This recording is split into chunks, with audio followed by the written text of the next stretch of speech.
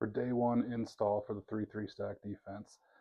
After doing this defense at a number of different places, two different 6A high schools and a Division II college football program, I've seen a lot of different things that would work. So if I were to redo this and start this today, this is how I would do it. This is a little bit more complex than just the basic, one high safety, we're going to be symmetrical, all that stuff. I would do it how I would do it, which is to start with your strength and boundary. So if we're on day one, we're going to think about installing this over the next 3 weeks. Day one, what I want to make sure my guys understand is that no matter where the ball is, we need to have a strength call. And so there's a lot of numbers out there that say about, almost 3/4, 2/3 to 3/4 of the game is played on a hash. And I would say, most of the time it's not directly right in the middle of the field.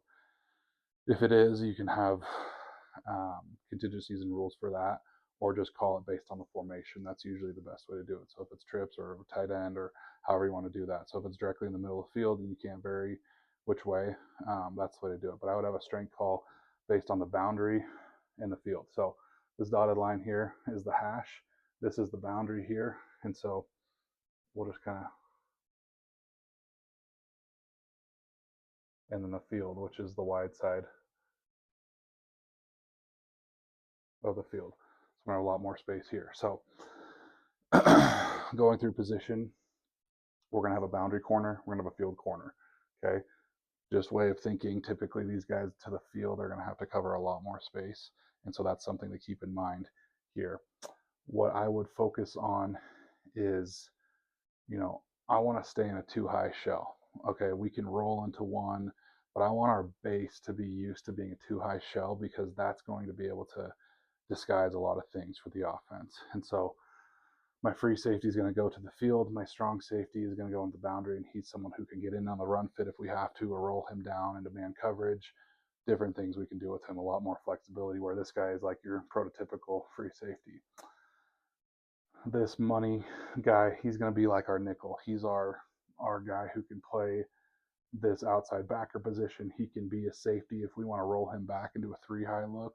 He can be that guy. He's pretty versatile. He has to cover a lot of space, and so he has to do a lot of different jobs. So he's our hybrid with that.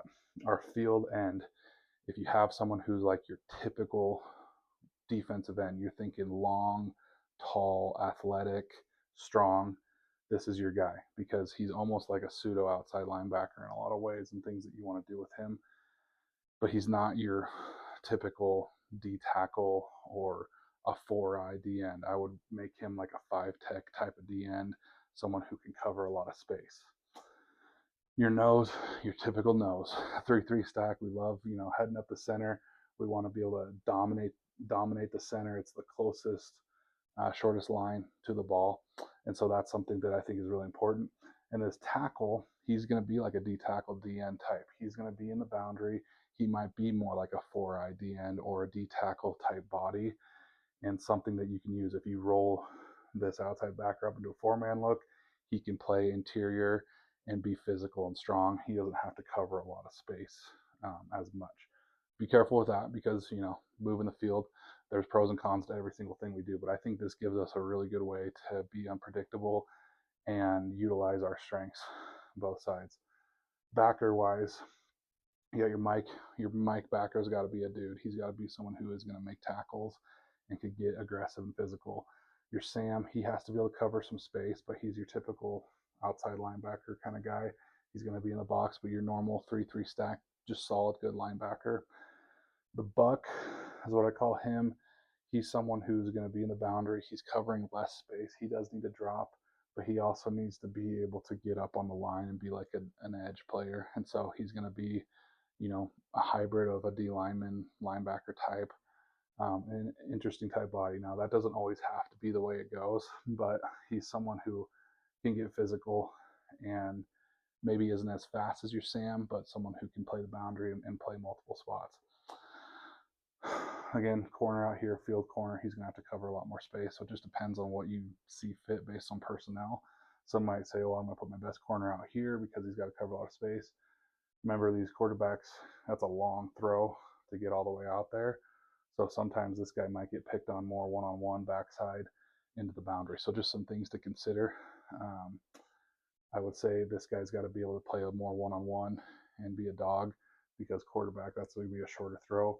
Whereas if you have this right on the hash and they say they have trips out here, that's a long throw for most high school quarterbacks, but something to keep in mind. So that's what I would do first and foremost. So our alignment, okay, we want to be able to disguise the coverage with what we're doing. And so this is just lining up, you know, we want to be able to show, like, it could be a number of coverages. We don't want to show our hand until right before the snap or even post snap. And so these guys need to make sure they're not giving away zone or man. Zone or man, typically he's going to be able to, an apex player, if we get into man, he can roll into it late, but he would be apex, split the distance between the slot receiver, the and man. This is, I always set up in 2x2 just because I think that's the best way to go. That's how offenses have come. It used to be back in the day, you'd line up an I formation as your setup, but 2x2 is easy because it's symmetrical. You can see what's going on. Trips and things will change that, but we can get into all that as we go. But this alignment is what I would start with.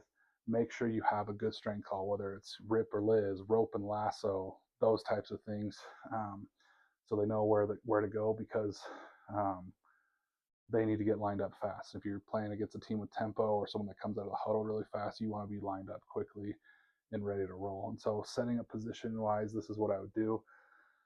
Teaching your linebackers and D-line that they're working together to cover these 6 gaps. And so we can get more of that. This is kind of just the overview, day one install for the 3-3 stack.